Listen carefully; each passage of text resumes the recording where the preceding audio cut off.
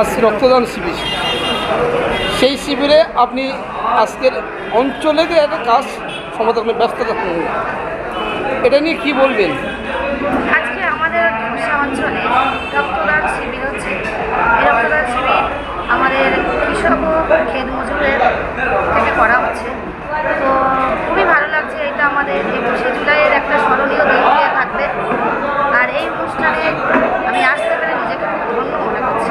দেখলাম আপনি ব্যস্ততা থাকা সত্ত্বেও পঞ্চায়েতের কাজ রক্তদান শিবির করলেন। হ্যাঁ, আমি ভালোবাসি, মানুষের সঙ্গে থাকতে ভালোবাসি, মানুষের সঙ্গে কাজ করতে ভালোবাসি, মানুষের পরিষেবা দিতে। মাননীয় মুখ্যমন্ত্রী আমাকে একটা পদ দিয়েছে, তার এই পদটা মর্যাদা রাখার জন্য তাকে অশেষ অশেষ ধন্যবাদ। তার জন্য কাজ করার জন্য দিদির কাজ আমি ভালোবাসি, নিজেকে মনে করি খুব গর্বিত দিদির কাজ করতে পেরে। নমস্কার। আপনার নাম? আমার নাম রঞ্জিতা সরকার, আমি ঢোসা পঞ্চায়েতের।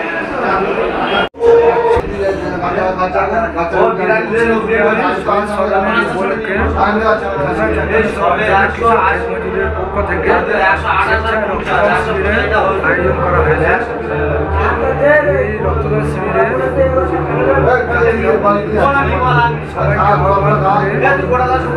সবাই মিলেমিশে মিলবন্ধনে রক্তদান শিবিরকে আমরা আয়োজিত করে শুভকামনা করি। আপনার পরিচয়?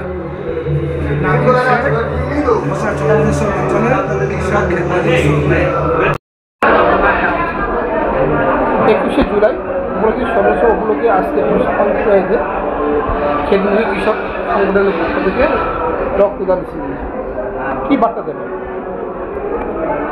দেখুন, আমরা যে নেত্রীর অধীনে থেকে আমরা দল করি তার সারাটা জীবন কিন্তু মানুষের জন্য উৎসর্গ। তিনি চাইলে নিজের মতো করে আমরা আর 5 জন যেমন বাঁচি তেমন বাঁচতে পারতাম।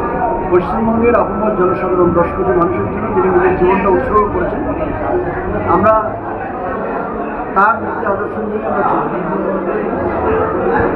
আপনি ভালো করেই জানেন যে রক্ত এমন একটা জিনিস আজ পর্যন্ত রক্ত কৃত্রিমভাবে তৈরি হয়নি। আপনি রক্ত দিলে আমি পাবো, আমি দিলে আপনি পাবেন। সেই জায়গায় দাঁড়িয়ে এলাকার আপামর জনসাধারণের যারা মৃত্যু পথযাত্রী রক্তের অভাবে যাদের জীবন শেষ হতে চলেছে, এমন বহু পরিবার আছে যাদের রক্ত কেনার সমর্থন নেই। 1 পাউচ করে রক্তের অনেক দাম।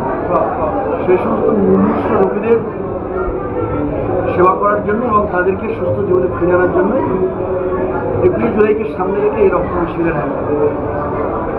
আপনার পরিচয়? আমি তপন কুমার মণ্ডল, এই অঞ্চলের সাংগঠনিক সভাপতি প্লাস দক্ষিণ কলকাতা জেলা পরিষদের সদস্য।